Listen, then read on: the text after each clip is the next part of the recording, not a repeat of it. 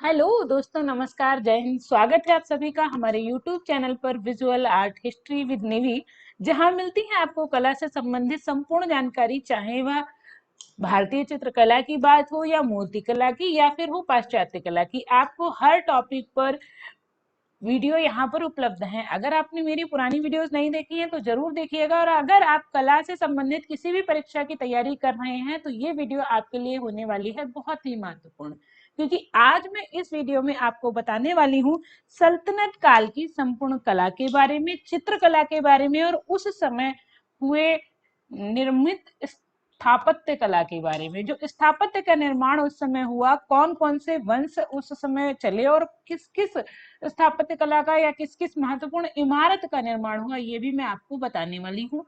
तो बने रहिएगा हमारे साथ आज की वीडियो में, और अगर चैनल पर हैं नए तो कर लीजिएगा सब्सक्राइब, और अगर आप रोज इसको देख रहे हैं तो फिर बताने की जरूरत नहीं है कि आपको एक लाइक भी कर देना है। चलिए हम शुरू करते हैं आज की क्लास। स्वागत करते हुए आपका आज की क्लास में आज के टॉपिक के साथ। और इससे पहले का जो हमारा टॉपिक था, अपभ्रंश शैली हो या पाल शैली हो या अजंता हो या बाघ बादामी सित्तन वासल हो, सिगरिया हो, सारी विषय पर मैंने वीडियो बना रखी हैं। तो आप मेरे प्ले चेक लिस्ट में जाके चेक कर सकते हैं और सारे वीडियो आराम से देख सकते हैं और आप अपने नोट्स बना सकते हैं। चलिए तो हम शुरू करते हैं, सीधी बात नो बकवास। सल्तनत काल की कला। जब हम सल्तनत काल की कला की बात करेंगे तो इसका समय 1206 से 1526 ईस्वी माना जाता है। ठीक है, 1206 से 1526 इसकी ईस्वी इसका समय माना जाता है। लेकिन कुछ लोगों ने, अगर हम मोटा मोटी इसका समय देखें तो माना है 1200 से 1526। यहाँ 1206 है, यहाँ 1200 है। अंतर क्या है कि देखिए, स्थापत्य कला का आरंभ हो जाता है इधर, कुछ चित्रकला, और ये हमारी प्राचीन चित्रकला का अंतिम पड़ाव है। फिर आ जाती है मध्यकाल। उत्तर मध्यकाल के बाद आता है पुनरुत्थान काल, जिसमें आपकी ईरानी शैली का आगमन होता है, और ईरानी शैली से ही चार शैलियां और जन्म लेती हैं, ईरानी और भारतीय शैली के मिश्रण से। तो इस तरीके से हम इस कला को पढ़ने के बाद ईरानी शैली को पढ़ते हैं, क्योंकि उस समय मुगल शासकों का भारत में आगमन हो जाता है और उन्होंने भारत में शासन करना शुरू कर दिया था। आप जब देखते हैं तो 1526 ईस्वी में बाबर ने पानीपत के युद्ध में विजित होकर मुगल वंश की स्थापना कर दी थी। तो ऐसे अब यहाँ पर 1526 ही दिया है, क्योंकि यहीं पर समाप्त हो जाती है भारत की प्राचीन कला। तो सल्तनत काल की कला इस समय, इस मैं आपको थोड़ा सा और बता दूं, इस समय जो है तुगलक वंश, लोधी वंश और आपका शेर शाह सूरी का शासन होता है। तो ये सारे जो है यहाँ पर काम करते हैं गुलाम वंश। तो ये सारे, इन सबके समय का जो टाइम है उसे सल्तनत काल की कला के रूप में या सल्तनत काल के रूप में जाना जाता है। तो आइए हम शुरू करते हैं। सबसे पहले जौनपुर। सल्तनत काल में चित्रकला का केंद्र अगर हम देखें, हम क्योंकि चित्रकला की वीडियो बना रहे हैं, आगे मैं स्थापत्य कला की जानकारी आपको दूंगी, लेकिन यह चित्रकला यहाँ पर इंपॉर्टेंट है इसलिए मैं बता रही हूँ। जौनपुर जो था, सबसे पहला केंद्र जो आता है जौनपुर। तो अब यहाँ से क्वेश्चन क्या बनते हैं कि मैडम ये बता दिया आपने, सबसे पहले सल्तनत काल का समय एक पॉइंट आपको दे देता है, एक क्वेश्चन सल्तनत काल का समय दे देता है। अगर दोनों ऑप्शन में हो तो 1206 लगाएंगे, अगर ये ऑप्शन में नहीं है तो आप 1200 से 1526 लगाएंगे। या और 1526 क्यों लगाएंगे? 1526 में बाबर ने मुगल वंश की नींव भारत में रख दी थी, मुगल राज्य की स्थापना हो जाती है। ठीक है, इसलिए 1526 तक रहता है, ये तो आपको क्लियर रखना है। अब बात आती है जौनपुर की। जौनपुर का अन्य नाम बहुत ही महत्वपूर्ण है, बहुत इंपॉर्टेंट है, ये आपको याद रखना है। जौनपुर को कहा जाता है भारत का सिराज। ठीक है, भारत का सिराज किसे कहा जाता है? जौनपुर को कहा जाता है। राइट आंसर आप दे दोगे, तो ये इंपॉर्टेंट है, ये भी याद रखना। अब जौनपुर की स्थापना भी देख लेते हैं। जौनपुर नगर की स्थापना या जौनपुर की स्थापना किसने की थी, ये भी बताऊंगी। 14वीं शताब्दी में। ठीक है, 1206 मतलब 13वीं शताब्दी में आपके सल्तनत काल की शुरुआत हो जाती है, और इसके अनुसार आप कहें तो 12वीं शताब्दी में या 13वीं शताब्दी में, 13वीं शताब्दी में सल्तनत काल की शुरुआत हो जाती है और 16वीं शताब्दी तक सल्तनत काल की कला का समय रहा है। अब जौनपुर की स्थापना 14वीं शताब्दी में हुई थी, जौनपुर। ठीक है, तो अब इसकी किसने स्थापना की थी, एक क्वेश्चन ये पूछ लेता है कि जौनपुर की स्थापना किसने की थी और किसकी याद में की थी। तो यहाँ पर 2 पॉइंट हैं, दोनों थोड़े अलग हैं। यहाँ चौना खां या मोहम्मद बिन तुगलक की याद में, ठीक है, मोहम्मद बिन तुगलक। अब याद रखो, तुम्हारे बिन अगर कोई नहीं होता तो क्या होता है, उसकी याद आती है ना, क्या आती है, याद आती है, ठीक है। अगर कोई नहीं होता है तो उसकी याद आती है, तो याद रखो मोहम्मद बिन तुगलक, ठीक है। ये बिन थे ना, ये थे ही नहीं, इनके बिन याद आ रही थी फिरोज शाह तुगलक को। तो चौना खां या मोहम्मद बिन तुगलक की याद में जौनपुर की स्थापना फिरोज शाह तुगलक ने की थी, ठीक है, फिरोज शाह तुगलक ने की थी। इन्हीं दोनों में कंफ्यूजन रहता है, किसने की थी, किसकी याद में। तो बिन मतलब बिना याद आई, मोहम्मद बिन तुगलक के बिना, ठीक है, या चौना खां के बिना याद आई फिरोज शाह तुगलक को, तो इन्होंने क्या किया, जौनपुर की स्थापना कर दी।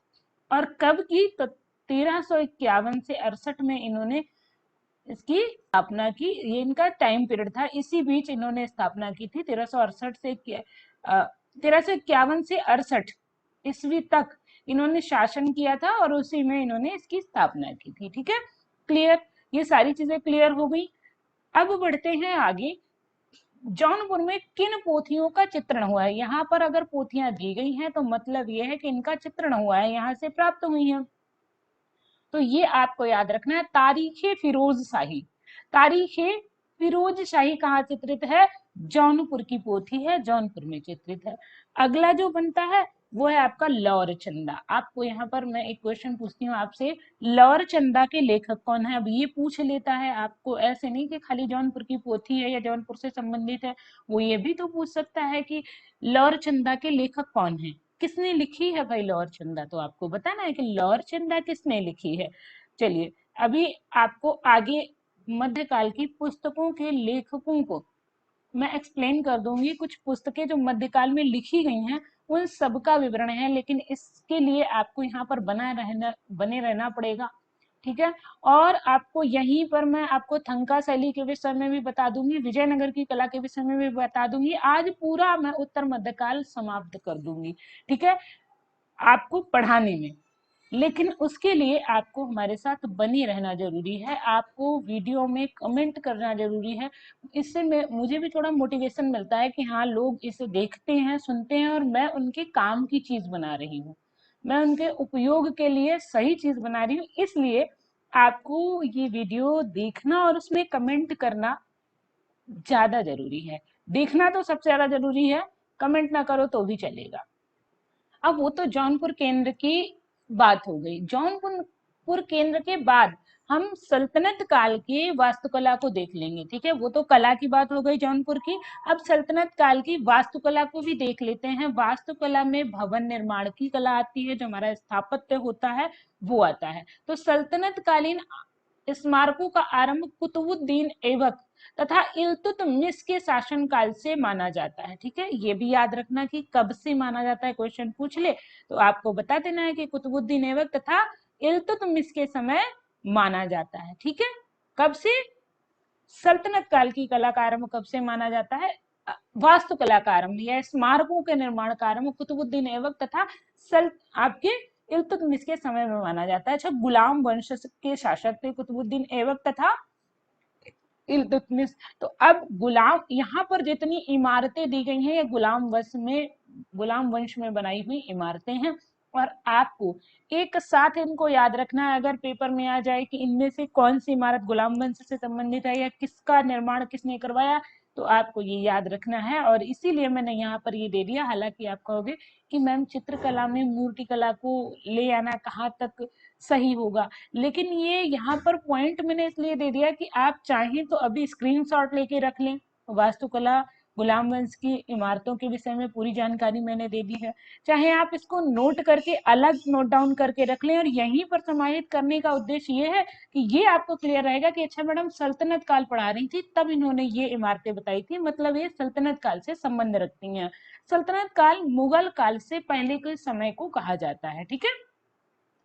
सब समय, हर समय को नहीं, अपभ्रंश शैली के बाद जो समय आता है और मुगल शैली के पहले के समय को, इससे सल्तनत काल कहा गया। तो अब यहाँ याद रखिए, दिल्ली की कुतुब मस्जिद 1195 ईस्वी में बनी और गुलाम वंश में बनवाई गई। अगला कुतुब मीनार। कुतुब मीनार का पूरा विवरण इधर दे रखा है मैंने। कुतुब मीनार जो है गुलाम वंश की पहली स्मारकीय और बहुत अच्छी इमारत है, ठीक है।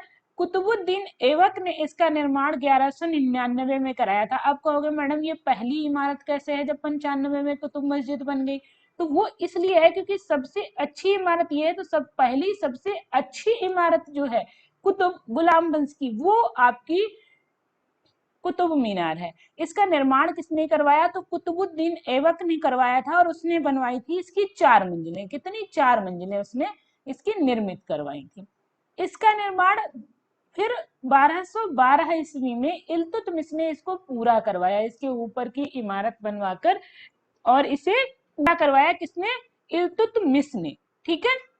इसकी निर्माण की अगर हम प्रतिक्रिया कहें तो इसका ध्वज स्तंभ के समान प्रस्तर की मीनार है। मतलब आपने देखा होगा कुछ इस तरीके से ये कुतुब मीनार है, ठीक है। ये कुतुब मीनार ऐसे बनी हुई है। अब उतनी सुंदर तो मैं नहीं बना सकती, एक जैसे जहां पर ध्वज लगाया जाता है उसकी तरह, झंडा लगाने के लिए जो स्तंभ होता है उसकी तरह इसका निर्माण किया गया है कुतुब मीनार का, ठीक है। ये पहली जो है ये 4 मंजिल की थी, तब इसकी ऊंचाई 338 फुट थी। जब ये 4 मंजिल की थी तब इसकी ऊंचाई कितनी थी? 338 फीट थी। इस पर 5वीं मंजिल का निर्माण जो है फिरोज शाह तुगलक ने करवा दिया, ठीक है। अब क्या हुआ? फिरोज शाह तुगलक ने इस पर 5वीं मंजिल का निर्माण करवा दिया, ठीक है। ये भी आपको याद रखना है। अब इसका निर्माण कैसा हुआ? तो गोलाकार, क्योंकि जब आपने इसे देखा ना तो ये गोलाकार इसका निर्माण हुआ है, गोल बनी हुई है ये इमारत। कुतुब मीनार जो है गोल व्यास पर, गोल आधार पर बनी हुई है। तो इसका व्यास कितना है आप सभी को पता होगा कि व्यास कहते हैं वृत्त के बीच पूरा जितना दूरी है, जितनी, इसको क्या कहते हैं? व्यास कहते हैं, ठीक है। और त्रिज्या कहते हैं इसकी आधी दूरी को, ठीक है। ये भी याद रखना, त्रिज्या वृत्त की आधी दूरी को कहते हैं, व्यास पूरी दूरी को कहते हैं। तो इसका व्यास, नीचे का व्यास कितना है? तो 10 फुट है, ठीक है। और अगर ये ऊपर की बात करें, ये टॉप पर जाते जाते कितनी रह जाती है धीरे धीरे? तो ऊपर जाकर या ऊपर 10 फीट रह जाती है और नीचे इसका व्यास जो है 46 फीट है। ये आपको याद रखना है। मैं कंफ्यूज हो गई थी, थोड़ी सी कंफ्यूज का भूल गई थी। चलिए, तो इसका जो ऊपर का व्यास है 10 फीट रह जाता है और नीचे का व्यास 46 फीट होता है, ठीक है। तो ये याद रखना, शीर्ष जो है 10 फीट है और नीचे जो है 46 फीट है, ये आपको याद रखना। इसके बाद एक और इम्पोर्टेंट इमारत आती है सुल्तानगढ़ी, जो कि नई दिल्ली में है, दिल्ली में स्थित है, ये याद रखना। यह नसीरुद्दीन मोहम्मद का मकबरा है, ठीक है। सुल्तानगढ़ी क्या है? नसीरुद्दीन मोहम्मद का मकबरा है और ये भारत का प्रथम मकबरा माना जाता है, जो कि 1231 ईस्वी में बना था। 1231 ईस्वी में इसका निर्माण हुआ और यह सुल्तानगढ़ी नसीरुद्दीन मोहम्मद का मकबरा है, जो कि गुलाम वंश की इमारत है और भारत का प्रथम मकबरा माना जाता है। चलिए, गुलाम वंश की एक और इमारत देख लेते हैं, वो है अतरकिन का दरवाजा। ये भी इम्पोर्टेंट है। अतरकिन का दरवाजा भी आपका गुलाम वंश का है। इसके बाद बात आती है 2.5 दिन का झोपड़ा। इसे कहते हैं, कुछ लोगों की किंवदंती है कि इसे 2.5 दिन में बनवाया गया था, लेकिन कुछ लोग कहते हैं कि इसका जो है यहाँ पर 2.5 दिन का मेला लगता था। यह एक मस्जिद है, ठीक है। ये क्या है? एक मस्जिद है, ऐसा कुछ लोगों का मानना है। कुछ विद्वानों ने कहा कि इसे मंदिर को तोड़कर बनवाया गया था। ये एक मस्जिद है 2.5 दिन का झोपड़ा, जो कि अजमेर में पड़ती है और इसकी छत की ऊंचाई 20 फीट है। क्वेश्चन यहाँ से बनेगा कि 2.5 दिन का झोपड़ा कहाँ स्थित है, ठीक है। 2.5 दिन का झोपड़ा किस वंश से संबंधित है? तो आपको याद रखना है कि यह 20 फीट इसकी छत की ऊंचाई अजमेर में स्थित है। अगला पॉइंट जो यहाँ बन सकता है वो है पर्सी ब्राउन ने इसका निर्माण काल 1200 ईस्वी माना है। पर्सी ब्राउन ने कहा कि 1200 की ईस्वी के आसपास इसका निर्माण हुआ है और 1235 में बनकर यह तैयार हुई थी। मतलब यहाँ काफी लंबा समय लगा इसके निर्माण में, ठीक है। तो ये आपको याद रखना है। इसके बाद एक और इम्पोर्टेंट है, ये आपकी गुलाम वंश की अंतिम इमारत मानी जा सकती है, बलवन का मकबरा। यहाँ पर आपको एक क्वेश्चन मैं देती हूँ कि गुलाम वंश की अंतिम इमारत कौन सी है, आपको बताना है। राइट क्या होगा, बलबन का मकबरा हो जाएगा। फिर कुछ इमारतें खिलजी वंश की भी हैं, ये भी सल्तनत काल में ही आती हैं। तो खिलजी वंश में अलाई दरवाजा आपको याद रखना है। दो ही बहुत इंपॉर्टेंट पॉइंट हैं, दो ही महत्वपूर्ण बिंदु है, ये आपको याद रखने हैं। 1310 ईस्वी में अलाई दरवाजे का निर्माण हुआ और जमात खाना मस्जिद लाल पत्थर से बनी हुई है, ये भी आपको याद रखनी है। जमात खाना मस्जिद और अलाई दरवाजा, ठीक है, क्लियर है आपको। अच्छा, अब मैं यहाँ पर एक क्वेश्चन आपसे पूछती हूँ कि मान लीजिए अगर आ जाए अलाई दरवाजा कहाँ स्थित है, तो आप क्या बताएंगे, अलाई दरवाजा कहाँ स्थित है। जब तक जमात खाना मस्जिद की बात करें, ये लाल पत्थर की बनी हुई है, ये आपको याद रखना है। अलाई दरवाजा कहाँ स्थित है, दिल्ली में स्थित है, याद रखिएगा, ठीक है। सल्तनत काल का ज्यादातर स्थापत्य दिल्ली की तरफ ही बना हुआ है, ये याद रखना। इसके बाद आ जाते हैं हम तुगलक वंश में। ये वही तुगलक वंश जहाँ जौनपुर की जिन लोगों ने स्थापना की थी, है ना, फिरोज शाह तुगलक ने की थी, तो मोहम्मद बिन तुगलक की याद में वही जौनपुर वाले। अब आ गए हम तुगलक वंश की इमारतों के विषय में। तुगलक वंश की जो इमारतें हैं उनके विषय में देख लें।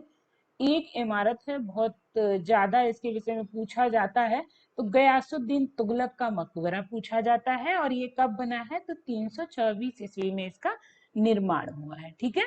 और एक चीज और याद रखनी है कि ये पड़ता कहाँ है, तो तुगलकाबाद दिल्ली में पड़ता है, ठीक है, ये भी दिल्ली में पड़ता है। तुगलक वंश की इमारतों में गयासुद्दीन तुगलक का मकबरा बहुत पूछा जाता है।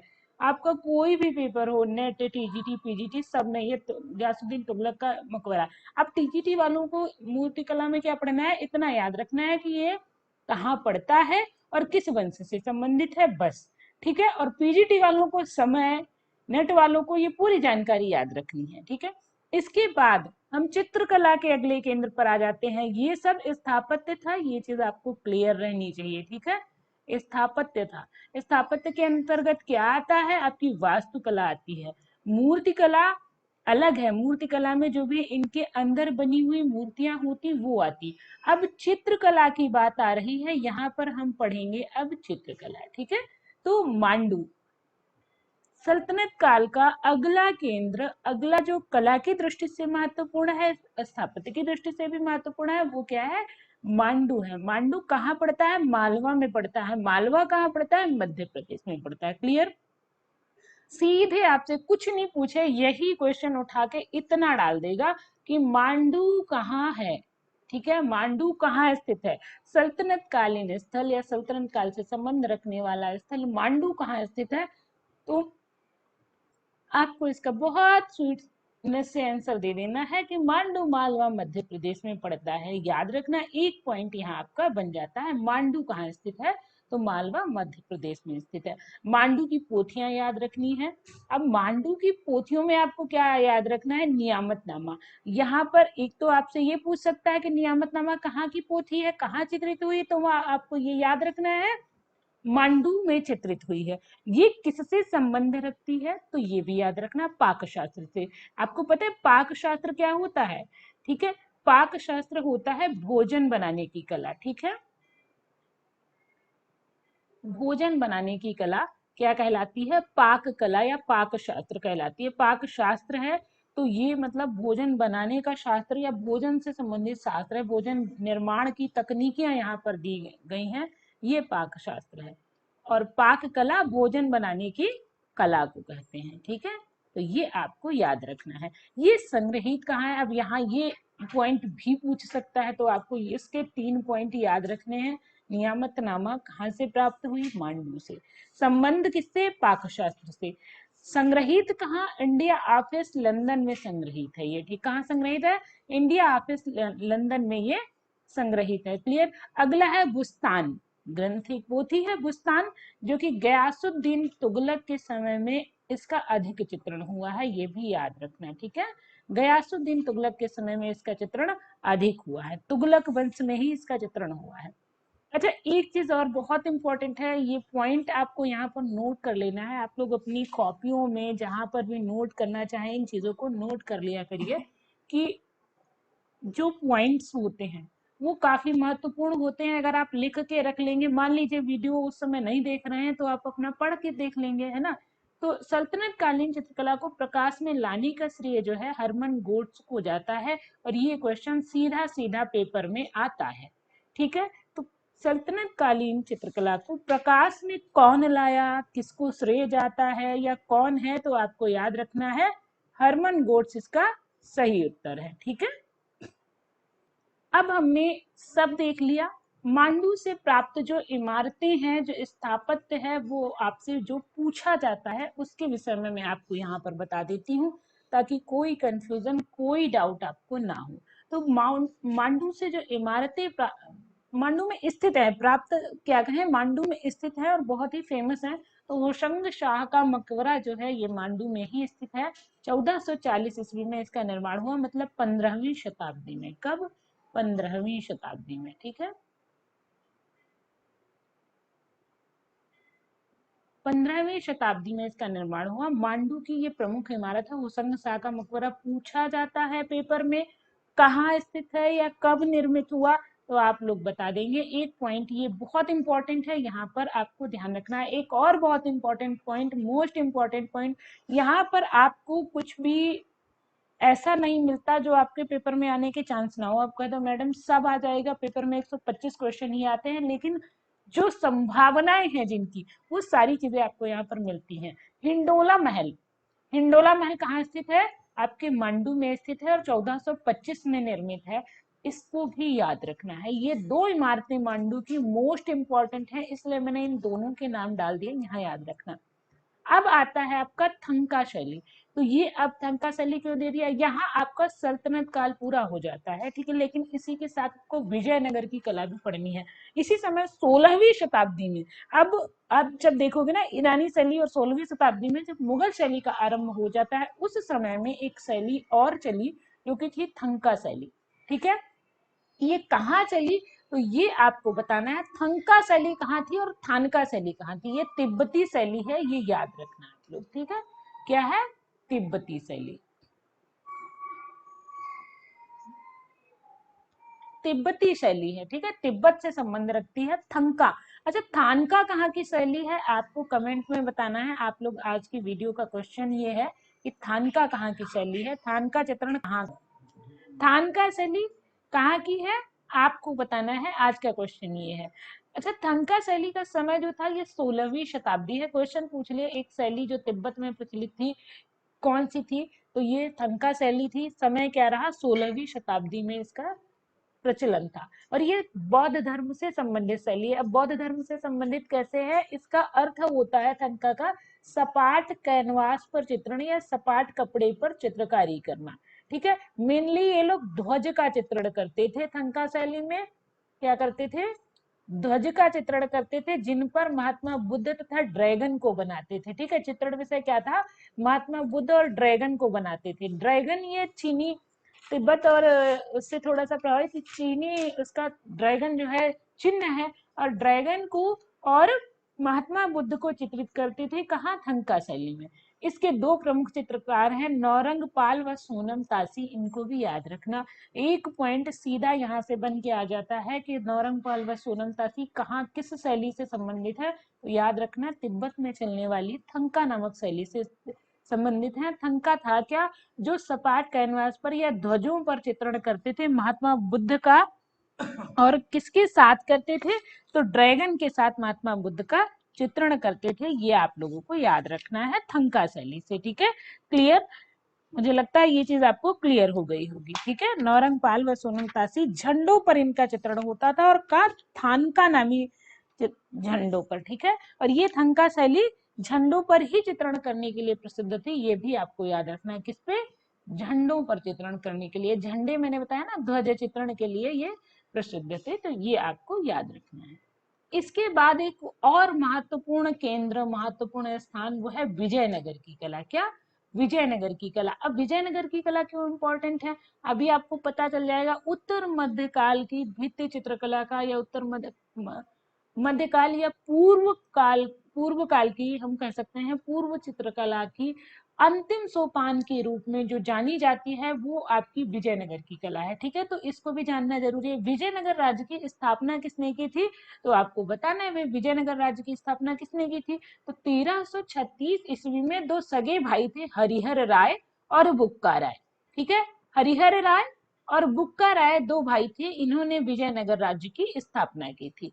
विजयनगर की चित्रकला के उदाहरण हमें कहाँ मिलते हैं, तो यहाँ जो भवन और मंदिर बने हुए हैं, ठीक है, भवन और मंदिर की दीवारों पर बनी भित्ति चित्र है, बने हुए भित्ति चित्र जो है भवन और मंदिर की दीवारों पर, उनमें क्या मिलता है, हमें विजयनगर की चित्रकला के उदाहरण मिलते हैं। और इन दीवारों पर अंकित क्या है, तो आपको याद रखना है विभिन्न देशों के रहन सहन से संबंधित है। ठीक है, विभिन्न देशों के, अलग अलग देशों के, विभिन्न देशों के रहन सहन से संबंधित चित्र यहाँ बने हुए हैं। अब यहाँ पर ऐसा क्यों हुआ, क्योंकि इस समय हमारे यहाँ आगमन होने लगा था विदेशियों का, और उन्हीं का प्रभाव भी थोड़ा थोड़ा आने लगा, तो विभिन्न देशों के रहन सहन का अंकन कहाँ मिलता है, आपकी विजयनगर की कला में मिलता है। ठीक है, ये पॉइंट याद कर लेना आप।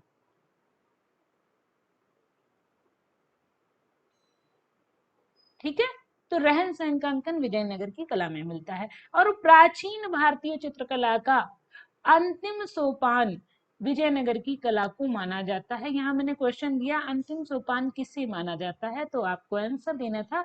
बताइए, मैंने यहाँ पर बता भी दिया, विजयनगर की कला को प्राचीन भारत की कला का अंतिम सोपान माना जाता है। ये आपको याद रखना है, ये बहुत इंपॉर्टेंट है। ठीक है, ये प्रश्न आपके लिए मोस्ट इम्पॉर्टेंट हो सकता है। अब कुछ प्रश्न मैंने दे दिए हैं, ये आपकी जानकारी बढ़ा देंगे और आपको भी थोड़ा सचेत कर देंगे। विजयनगर का सर्वाधिक कलाप्रिय शासक कौन था, क्वेश्चन आ जाता है। ये सीधे प्रश्न उठाए हुए हैं, एक तरीके से आप जान लीजिए। विजयनगर की कला का सर्वाधिक कलाप्रिय शासक कौन था, आपको कमेंट में बताना है। ठीक है, तो कौन था इसका, कृष्णदेव राय था। कौन, कृष्णदेव राय जो था सर्वाधिक कलाप्रिय शासक था। आप लोगों ने अगर बताया तो बहुत अच्छी बात है, अगर नहीं पता है तो याद रखिएगा ये चीज। ठीक है, कृष्णदेव राय जो थे ये विजयनगर की कला के अंतिम शासक थे। अगला है, विजयनगर की शैली में कितने चश्म चेहरों का अंकन हुआ है, तो यहाँ पर अगर आपने मेरी पिछली वीडियो देखी होगी तो एक पॉइंट मैंने बहुत इंपॉर्टेंट बताया था, आप लोग को कमेंट में बताना है विजयनगर की शैली में कितने चश्म चेहरों का अंकन हुआ है। तो राइट आंसर क्या होगा, जल्दी बताइए। पौने दो चश्म। अब भाई पूरे मध्यकाल में पौने दो चश्म चेहरे बने हैं। ठीक है,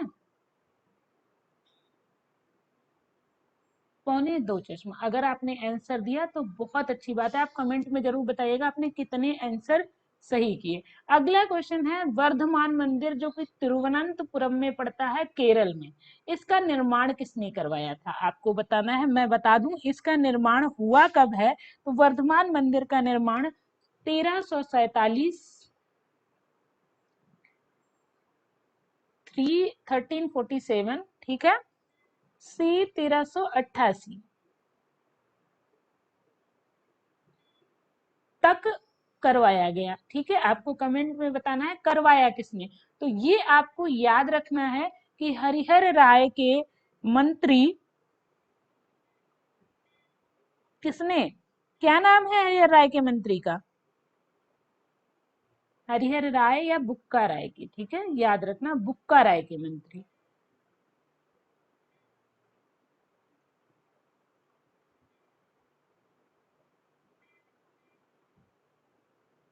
मंत्री इरुगप्पा। ठीक है,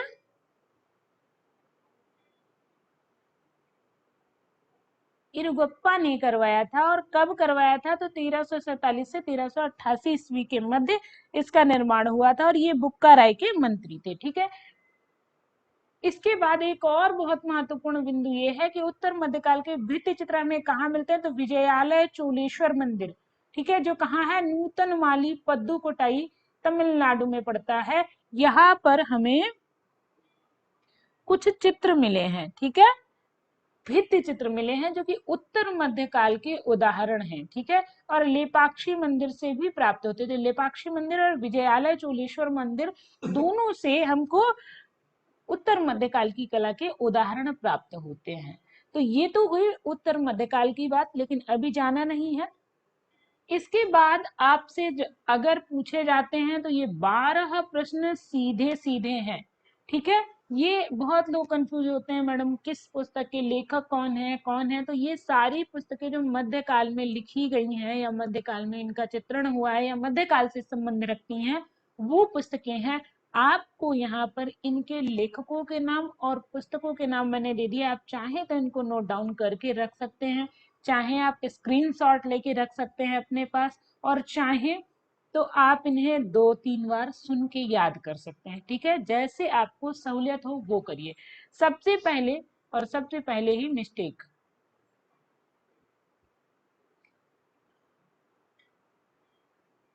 कोई सबसे पहले आता है कर्ण सुंदरी। कर्ण सुंदरी किसकी पुस्तक है, आपको साथ में आंसर देते जाना है। विल्हण की पुस्तक है, ठीक है। किसकी है, कर्ण सुंदरी किसकी पुस्तक है, विल्हण की पुस्तक है, आपको याद रखना है। अगली आती है चौर पंचाशिका। चौर पंचाशिका सभी को पता है विल्हण की पुस्तक है, जिसमें मेवाड़ शैली का उजला रूप मिलता है ना, ये भी याद रखना। विल्हण की पुस्तक है, ठीक है, चौर पंचाशिका और मध्यकाल की ही पुस्तक है। त्रिषष्टि शलाका पुरुष चरितम हेमचंद्र ने लिखी है, ये भी आपको याद रखना है। कथा सरित सागर किसकी पुस्तक है, सोमदेव के द्वारा लिखी गई पुस्तक है, याद रखना। बृहद कथा मंजरी क्षेमेंद्र के द्वारा लिखी गई, अच्छा ये सोमदेव कश्मीरी पंडित है, ये भी याद रखना आप लोग। और ये क्षेमेंद्र भी कश्मीरी थे, तो इनको भी याद रखना। कला विलास क्षेमेंद्र के द्वारा लिखी गई पुस्तक है। अभिलाषितार्थ चिंतामणि सोमेश्वर के द्वारा लिखी गई पुस्तक है। अब आपको एक पुस्तक आपको यहाँ पर बतानी है कि मानसोल्लास के लेखक कौन है, ठीक है। प्रसन्न राघव जयदेव के द्वारा लिखी गई पुस्तक है। गीत गोविंद के लेखक जयदेव हैं। लौर चंदा के लेखक मुल्ला दाऊद हैं। राज तरंगिणी के लेखक कल्हण हैं। तो ये तो हुई आपकी पुस्तकें। अच्छा, एक पुस्तक मैंने अभी आपसे पूछी, प्रसन्न राघव किसकी पुस्तक है, आपको बताना है। प्रसन्न राघव मानसोल्लास, मानसोल्लास पुस्तक किसकी है, तो ये भी आपको याद रखना है, सोमेश्वर की ही है। किसकी है,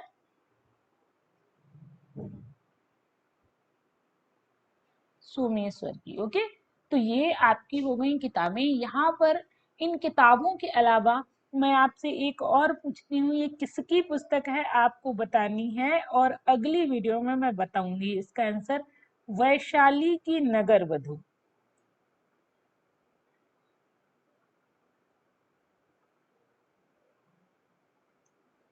वैशाली की नगर वधु पुस्तक के लेखक कौन है, आपको यहाँ पर बताना है। तो ये थी कुछ आज की वीडियो, आज की जानकारी। आज की वीडियो आपको कैसी लगी कमेंट में जरूर बताइएगा, और अगर नए हैं तो कर लीजिएगा सब्सक्राइब, क्योंकि ऐसे ही चैप्टर वाइज पूरी जानकारी अगर आपको लेनी है तो आपको बने रहना होगा हमारे चैनल के साथ। बने रहिए और अपनी नॉलेज को, अपनी तैयारी को ऐसे ही करते रहिए। वीडियो देखने के लिए बहुत बहुत धन्यवाद।